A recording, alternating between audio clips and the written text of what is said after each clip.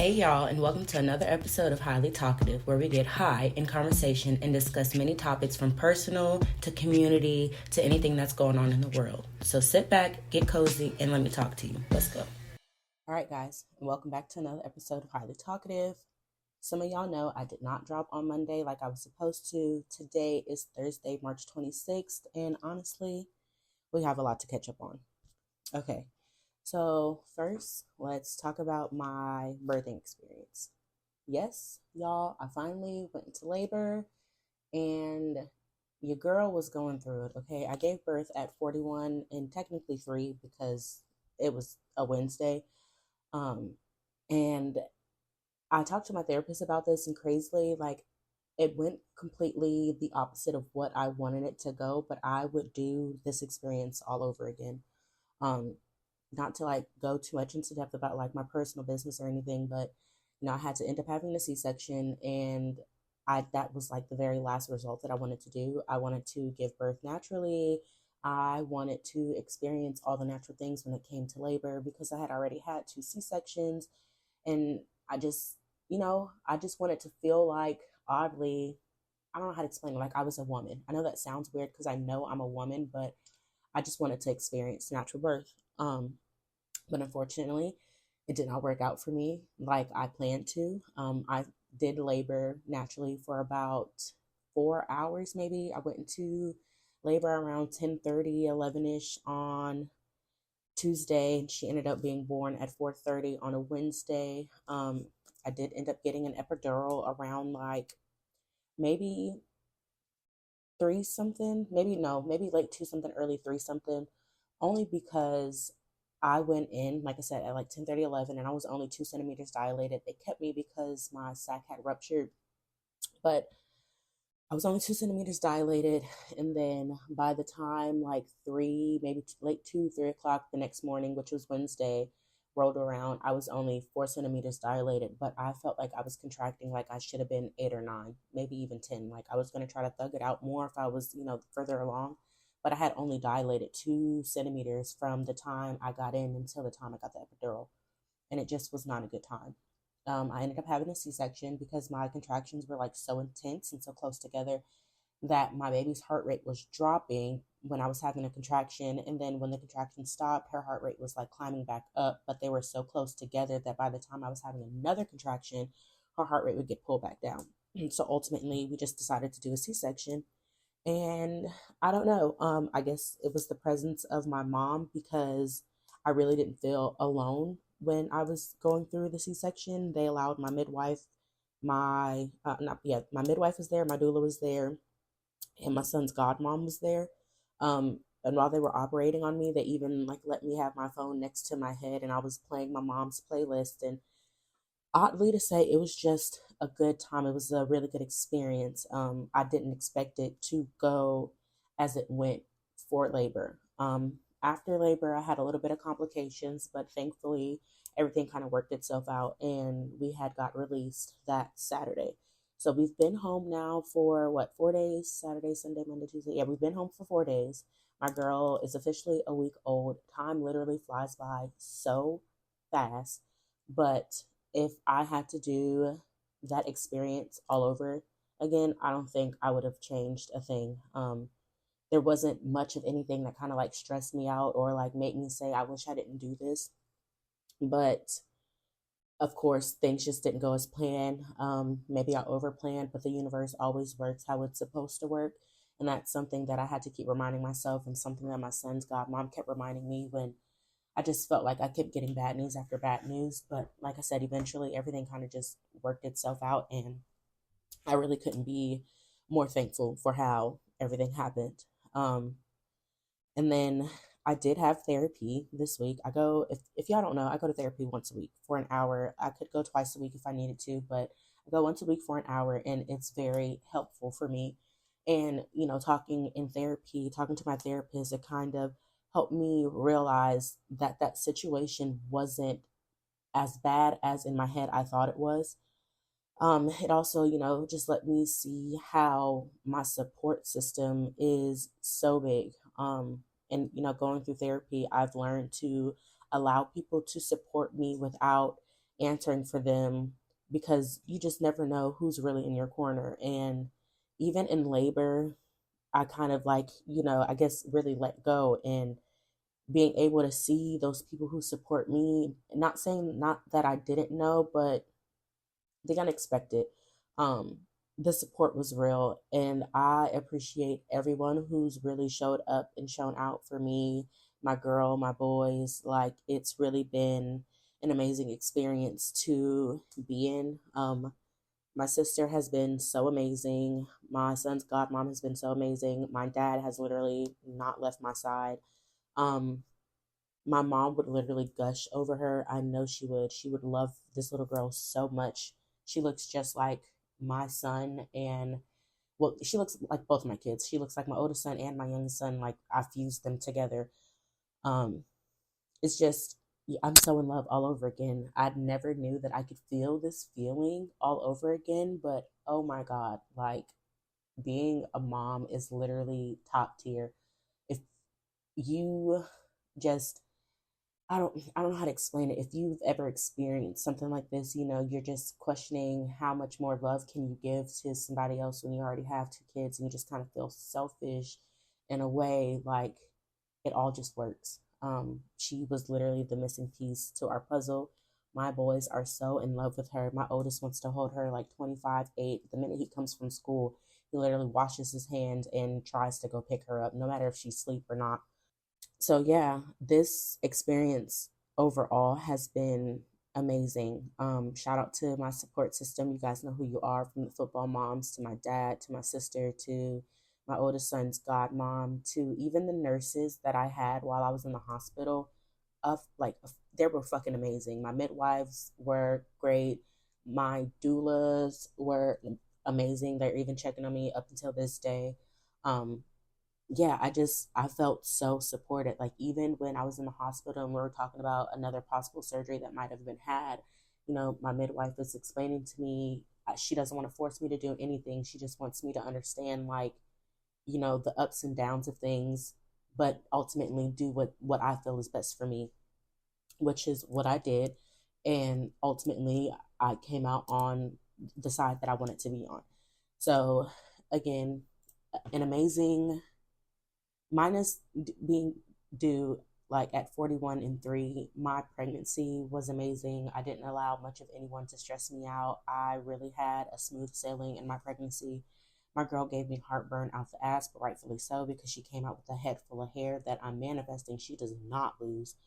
um yeah, so I'm very, what did Baymax said on Big Hero 6, I'm satisfied with my care. um I cannot be more thankful. Like I said, therapy also played a really big key in it, because it just helped me see the positive side of things, and, noticing that therapy in a way is really working. Like, I'm doing the work, and even when I'm not noticing that I'm doing the work is being done. So I'm very thankful that I've come to terms with everything. I'm very, very grateful for Black Mamas ATX, because without them, I really don't think I would have enjoyed this journey as much as I did, especially with the access to therapy that I do have. Um, I fell back on journaling and everything while I was in the hospital, because it was just like a lot going on. But I do want to write a letter to my daughter. Hopefully, that's something like she can read in the future, and just, see how the experience went and etc. I mean, I want to do the same thing for my boys as well, but in due time. I think it's just something that I need to do when I'm really just sitting alone by myself, and really just have the time to, not even by myself, but just have the time to kind of like relax and have peace and quiet, and kind of just, really write down my feelings, or, really write this genuine letter to my kids, because they deserve it. And even my boys they were such a big help while I was pregnant, but even now, like, they're amazing. I couldn't ask for better kids. Of course, we all have our ups and downs, but my kids really show up and show out for me. And, I'm not going to say that's very rare for parents, but I just know parents who don't have support at all. And luckily, I do. So off that topic, we're going to switch it up a little bit more. Healing from the C-section, y'all. has been like a kind of like up and down thing for me. Okay. Um, it's, of course, I'm 9 years apart from like the last time I had a C-section and what it was like. So I don't really remember what recovery looks like, or if it's just because of the age that I'm at right now. But I'm not going to say it's kicking my ass, but it's definitely like a, oh, fuck, that's not a good feeling to have. They prescribed me these like narcos that I really don't want to take because it just makes me, it says on the label it's going to make you drowsy, but I feel so out of body. And it's not like I can cut the pill in half because it's a capsule. So it just makes it even more harder. It's like either you take it or you don't, and I hate that. I should probably call and see if they have like it in a regular pill form. That way I can literally cut it in half, or maybe just call and see if they have it in a smaller dosage because it works well for the pain. But like I said, the out of body experience that I encounter when taking this narco is not okay. And then even on top of that, they weren't giving me narcos in the hospital. They were giving me Tylenol and Motrin and rotating those like every 6 hours. But I'm still just like, yeah, I'm not on the Motrin. They did prescribe me Tylenol and that narco, but I'm like, I'd rather just stay on top of this Tylenol and see how the pain goes from there and just kind of play it by ear with the narco because I be damned. So what I'm really doing is like taking Tylenol every 6 hours, but like in between, I'm also putting a heating pack down there to see if that kind of like helps with things. Because like I said, the pain isn't like a, oh my fucking God, this is like terrible, I'm never going to do it again type of pain, but it is like a sharp, very uncomfortable, what the fuck is this kind of pain. So again, something else that I'm kind of navigating through, right? Right. So now that I'm a week out, I'm really just trying to get my life back together. Scroll the news, see what I'm seeing on my Instagram feeds, kind of helping give myself some topics to discuss. And one of them that I kind of want to talk about is the fact that Southwest Airlines is considering no longer cleaning coach seats between flights, right? Customers who want a guaranteed clean seat, they have to upgrade to premium. And I don't know how I feel about that because to me, that's just fucking dirty. That's gross. And in my head, that's going to decline your sales. Who really knows? But what's the point of that? Because you have enough employees to clean all of these seats or like flight attendants to clean these seats. And let's be honest, or I don't even think the flight attendants clean the seats. I think like they have a whole other group of people that come in and clean the seats. But if we can be honest, the seats are barely clean by the time we actually get on a flight anyways. So why does it matter what class we fly in order to have clean seats? I don't agree with that at all. In my head, that's a good way to start losing like certain businesses. And I do like Southwest Airlines. I think that they are a really good airline. I traveled with them a few times in the past, especially for like football. Excuse me. And it's like they were just more convenient. I think the first check bag was free. After that, you had to pay. You could carry on one personal item and your carry on. So it was just like the conveniency of being able to do all of that because it's like a lot of us, and that one check bag for free was great. Being able to bring a carry on and a personal item is great because it's like more luggage you can bring for cheaper in my head. So I'm just like, okay, Southwest, what are we really doing here? Because I kind of like you guys and I don't want to have to pay more just to have a clean seat. Now don't get me wrong, I will definitely, get a coach seat and I'll clean that bitch myself, but don't get mad when your airplane smells like Lysol because I'm making sure my seat is clean. Um, Random too, I've been craving Dr. Pepper like a motherfucker. Like the way I've been wanting to down Dr. Pepper makes absolutely no sense whatsoever. Like it's been so good to my soul. I could drink that shit like it's water. And I know that's bad, especially because I'm not working out right now. But yeah. And speaking of working out, I've been looking into like little workouts that I can do with C sections, just like nothing that involves weight, but kind of like help bring the core back together and, tighten my pelvis back up. And I'm not going to say my lady parts because that, I mean, nothing came out of my lady parts. But yeah, I don't want to just be sitting around not doing anything. Of course, I want to give my body time to heal, but I also feel like there are things that I can do in the process of healing as well. So that's kind of where I'm at. Next thing I want to talk about, the NBA. The WNBA is finally cutting the checks for all the WNBA players to secure major pay raises in a historic new collective bargaining agreement, which means they're finally getting paid more, which they should. I feel like these WNBA players should be getting paid way more than what these, well, not even way more, but as equal as what these what these NBA players getting paid. Because let's be real, I don't see them in as much drama as I see the NBA players in. They do a lot of great work, just like the NBA players do, and they're really good athletes, just like the NBA players. So why not get paid the same thing as them? And that also kind of just falls into the whole gender role thing, because we all know that men primarily get paid more than women do, right? But prime example, Asia Wilson. You can't tell me that she's not worth at least 2 million when it comes to WNBA. I'm sorry, but I'm not sorry. That girl goes so hard. She's a 3-time MVP. Like, she's just authentically an amazing woman. So why not when it comes to her basketball skills, which if you watch WNBA, you can tell Asia Wilson, what she said about that one girl is that bitch. Like, she is an amazing basketball player. It's not just about her. She loves her team. She's a great athlete. She's a great person all around. Like, she deserves to get paid. I feel the same way about Angel Reese. She is an amazing basketball player. How many players do you know go for triple doubles or double doubles as many times as she did within her season last season, and she's not getting paid millions? She deserves that. She does a lot off the court as well. Her podcast is random, but her podcast is one that I also want to start listening to. I just haven't. Um, Caitlin Clark. I'm not gonna say she's an amazing player. She's a great player. She deserves to get paid. Like, let's just put it like that. And there's so many other WNBA players that deserve that recognition as well when it comes to payment.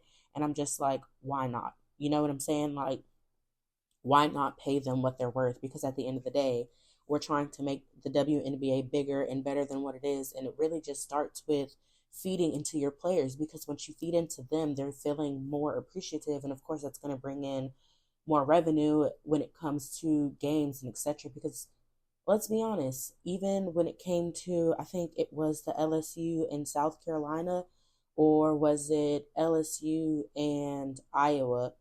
They were like the most watched game that entire year. Like, people tuned in to watch that. When people are screaming, nobody watched female basketball, blah blah blah. Yes, we absolutely do. It's just the fact that they don't get the recognition, the shine, or the media attention like the NBA players did.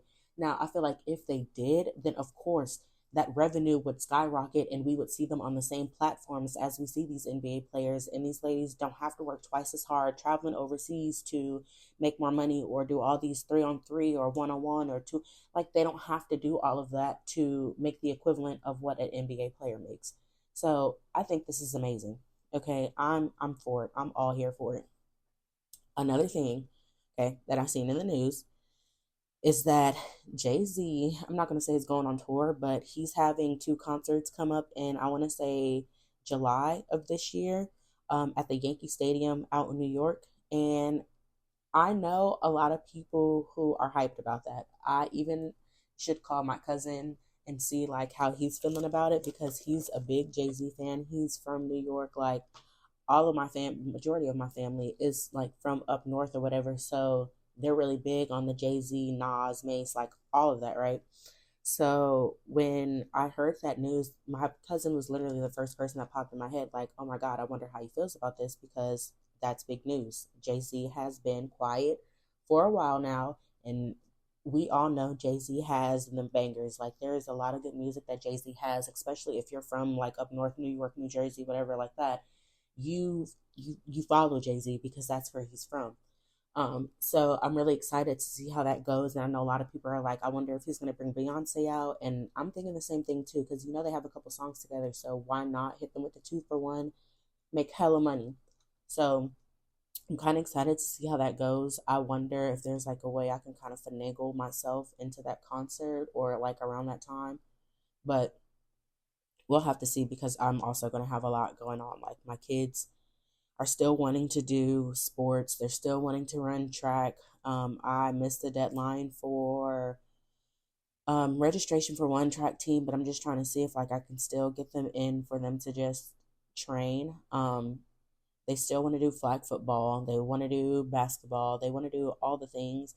And I don't want to be selfish and restrict them from being able to do that because, I just had a newborn and single mom in it or whatever. But at the end of the day, like I also want my kids to still experience things that they deserve to experience as long as behavior is good, grades are good, we're treating people right, doing the right thing. I think that they deserve to be rewarded in a way that they see fit. And if that's sports, then sports it is. If you want a video game, I'll get that for you.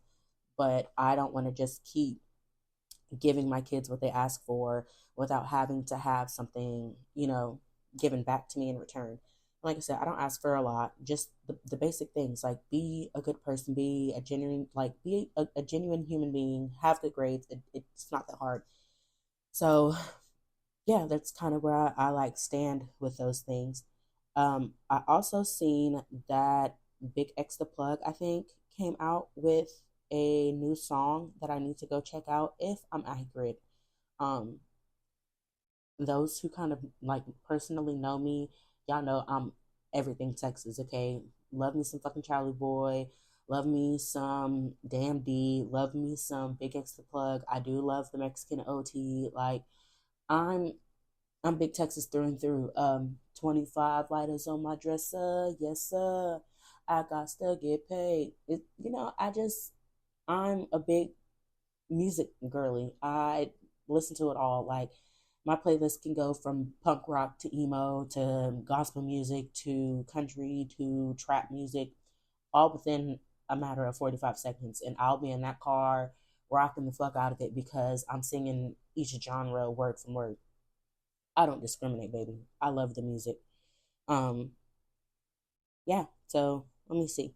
What else did I have on the plate for you guys? Oh, fuck yeah. And shout out to Michael B. Jordan for his Oscar wins. You deserve it, boo. I know you probably won't ever hear this, but you deserve it. I'm proud of you. I know your community is rooting for you. Good shit. Speaking of community, all over the place, I know. Where I'm staying at, well, where I live, we're getting a seven brew here, and it's not going to be too far from the house. First of all, I already tear down Dutch Bros like it's nobody business. I drink that fucking shit like it's water. Okay, almost every morning I'll wake up. Well, before I had my baby in the C-section, I would drop my youngest off to school, and I would go to Dutch Bros, and then I would go home to get my oldest, and then take him to school. Like it was in like a literal thing. Dutch Bros, if you're hearing this and you want to sponsor me a little bit, I'm all open for it. Holla at your girl because y'all literally take all my money and I'm okay with it because fuck, why is it so good? But they're building a seven brew and I've been to there once and I think the coffee was pretty okay. I don't remember, so I do want to go again. But the only issue is that they had a seven brew maybe 15 miles from me one way and then maybe like 25 miles from me another way, and I'm just like, I'm not driving that far for coffee. So to hear that they're building one kind of like down the street from my house, I'm really like, okay, this is something I can get into. This is something I want to try, but I don't think that anybody for right now could ever top Dutch Bros. Like I used to be a Starbucks junkie, but now you'll catch me in Dutch Bros line if I can be 5 days a week.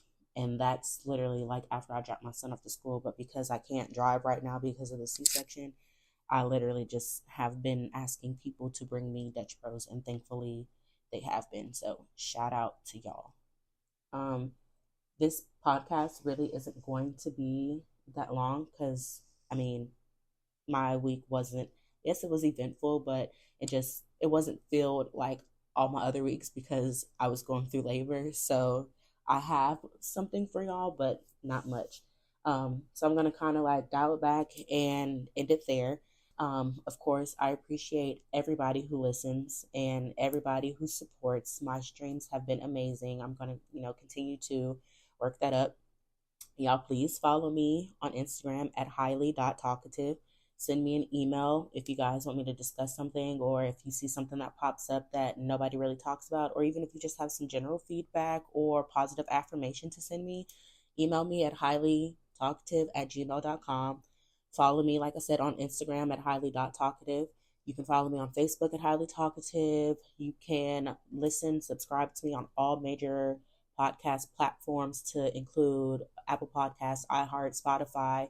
You can even go to rss.com and search Highly Talkative Podcast and pick wherever you want to stream me from, to include YouTube. So, with that being said, y'all, I really appreciate it. Please continue to like, share, subscribe, help me, get to where I need to be. The love is much appreciated. I will send that love back. You guys have a great rest of your week, and I will see you guys. Won't see you guys. I'll talk to you guys soon. Peace out.